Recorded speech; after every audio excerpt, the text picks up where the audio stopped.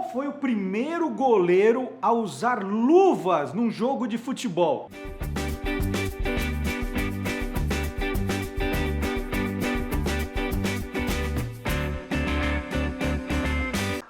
Essa é a história do alemão Rainer, que jogou no Nuremberg e na seleção da Alemanha na década de 1920. Ele usava luvas de lã porque ele dizia que durante a partida, se estivesse chovendo, a bola podia parecer uma enguia molhada.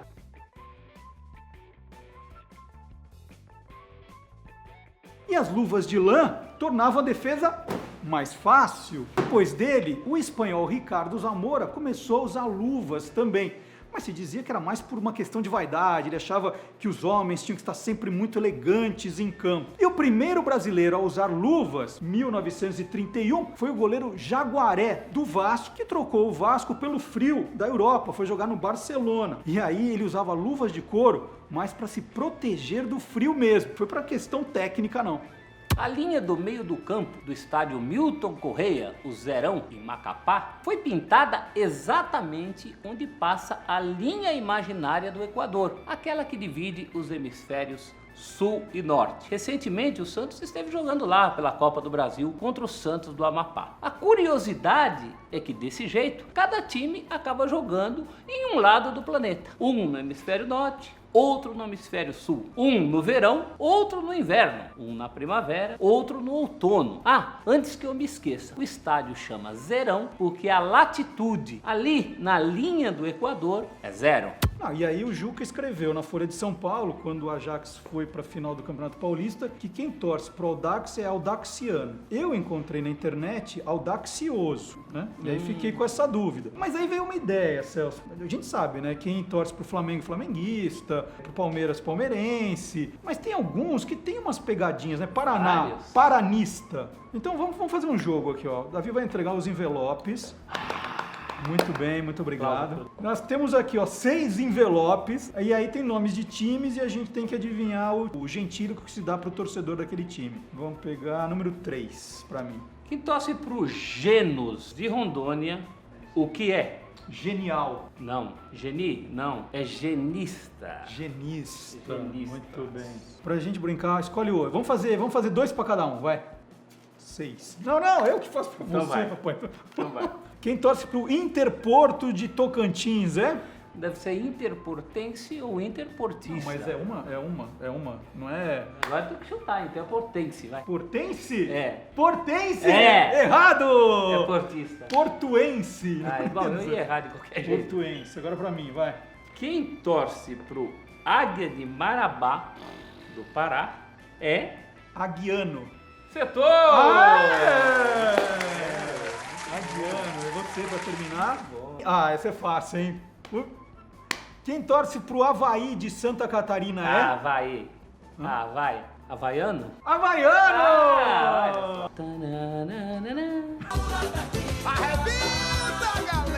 você quer o hino do Havaí?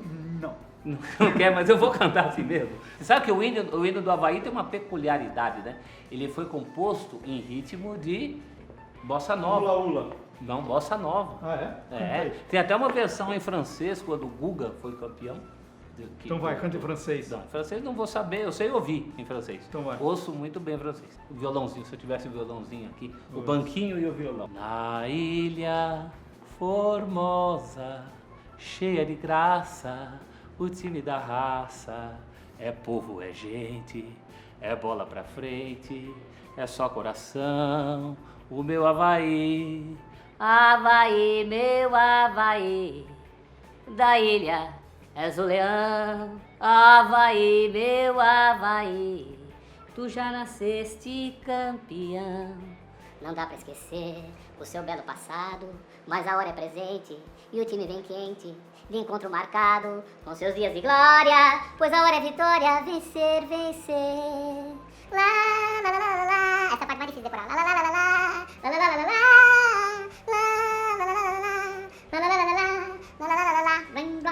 A gente vai lembrar da primeira chuteira colorida da história do futebol.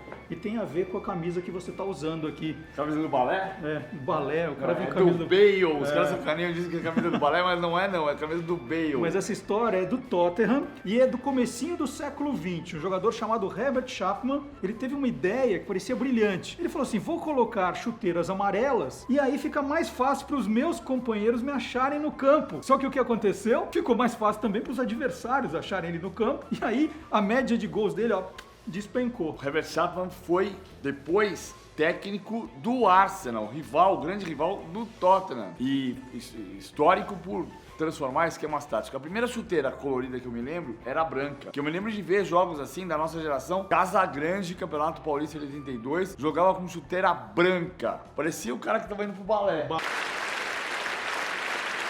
Mesmo. Ah, e você falou chuteira branca, e aí, historicamente, vamos tirar essa história do Herbert Chapman, o Alan Ball, na final da Supercopa de 70, aí Everton e Chelsea, entrou com chuteiras brancas, né? E o que era, na verdade? Era uma jogada de marketing da empresa Hummel, que estava entrando no mercado, e ele falou, olha, não tem como competir com o dinheiro da Adidas e tal, e aí teve a sacada de fazer ele entrar com as chuteiras brancas. Ele falou assim, se não tiver uma chuteira diferente é Hummel. Não, é Hummel. Eu lembro da Pony, que o Serginho Chulapa, em 83, um ano depois do Casagrande jogar com chuteiras brancas, Serginho, como jogador do Santos, usava chuteiras vermelhas da Pony. Mas aí muita gente começou a reclamar quando começou a ter só mais chuteira colorida do que chuteira preta, porque naquele período a maioria, para não dizer todas, salvo essas exceções que a gente tá lembrando, as chuteiras eram pretas. Quando começou a ter a mudança disso, e hoje é raro ter chuteira preta, muita gente começou, o narrador, o comentarista, a reclamar. Mas vou dizer pra você, ajuda a comentarista principalmente a identificar o jogador. Palmeiras e Vasco jogavam no Parque Antártica em 2009. O Vasco com a camisa preta, com a lista tradicional branca na diagonal e números em vermelho, e o narrador reclamava que era impossível identificar o jogador do Vasco pelo número. Era, mas toda vez que o Sandro Silva do Palmeiras pegava na bola, ele chamava de Gilmar. E toda vez que o Gilmar pegava na bola, ele chamava de Sandro Silva. Os dois eram volantes, os dois parecidos, os dois negros. Tinha uma diferença fundamental. Todo mundo que estava no estádio sabia que o Sandro Silva jogava de chuteira branca e o Gilmar de chuteira preta. E ouse hoje em dia dar uma chuteira preta para uma criança. Sabe qual vai ser a reação?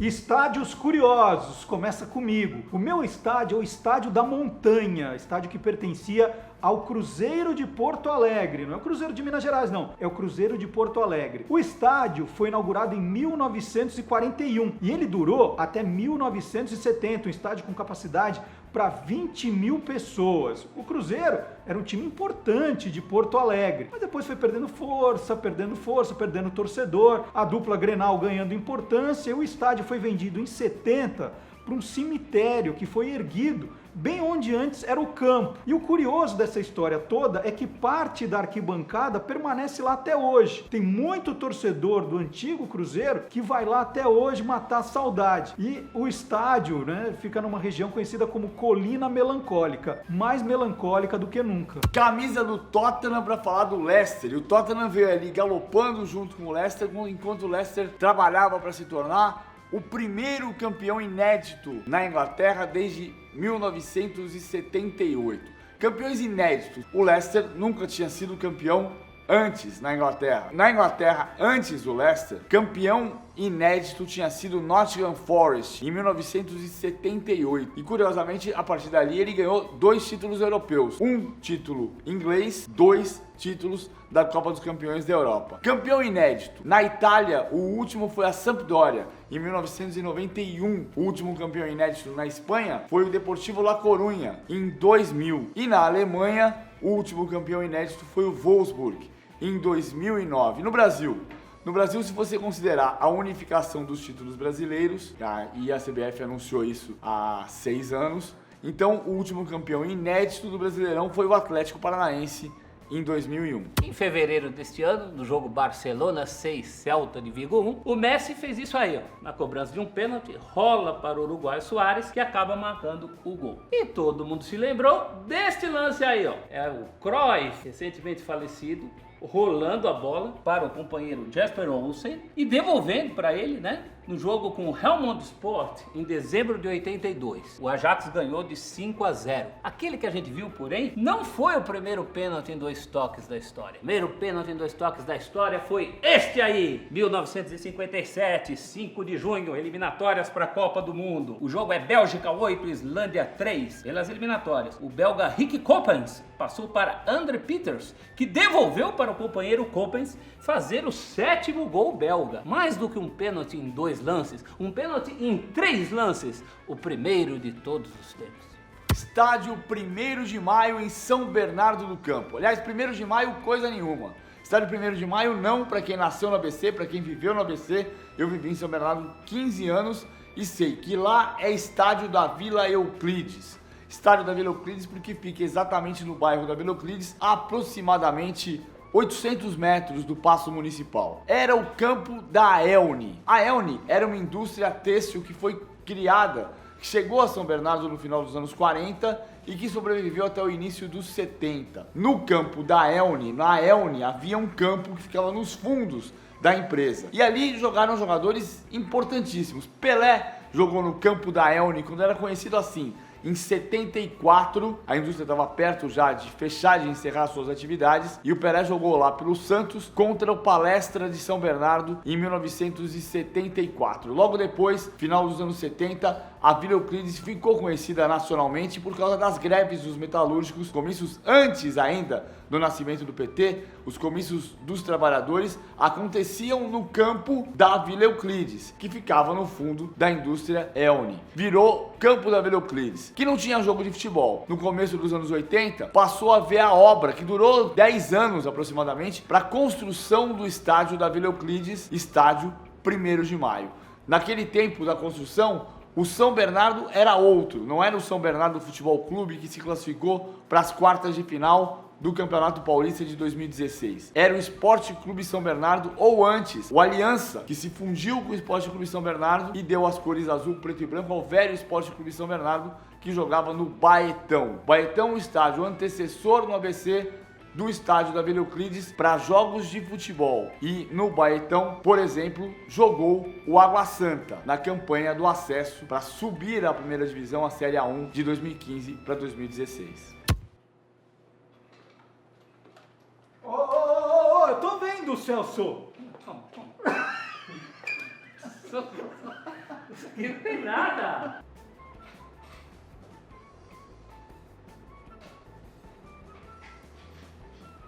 Ô, Celso! Ô, Celso, Cenário. a gente tá fazendo uma campanha para arrecadar objetos pro cenário e você tá Não, vale tudo, meu amigo. surrupiando. Louco pro futebol, já faz qualquer coisa pra levar umas coisinhas pra casa. Bom, então, Pode? olha, já que o Celso tá levando as coisas antigas, ajude o Três Loucados a completar o cenário, né? Mande coisas aí do seu time, a gente mostra, fala de você. Você pode mandar vídeos Exatamente, também, né? Rua 28 de Setembro, Celso Unzelt, Ipiranga, São Paulo. Manda, O carteiro conhece. O Celso Unzelt Ipiranga, o carteiro conhece, é isso? Isso, manda ver. Não, olha, aproveite para curtir também o nosso canal no YouTube, né? Compartilhe, fale com os amigos. Vamos fazer uma grande comunidade de Três Loucados. Tem a página no Facebook. Tem tudo que vocês quiserem. Insta, tem Insta já? Não, Mas vai não ter, tem, vai eu ter. faço Não um tem, Insta vai fazer. depois desse discurso. Então é isso, ó. Três Loucados, hein? Você é um. Participe com a gente. Isso, não nos abandone. Volte pra nós. Você, fã do que nós fazemos. Obrigado.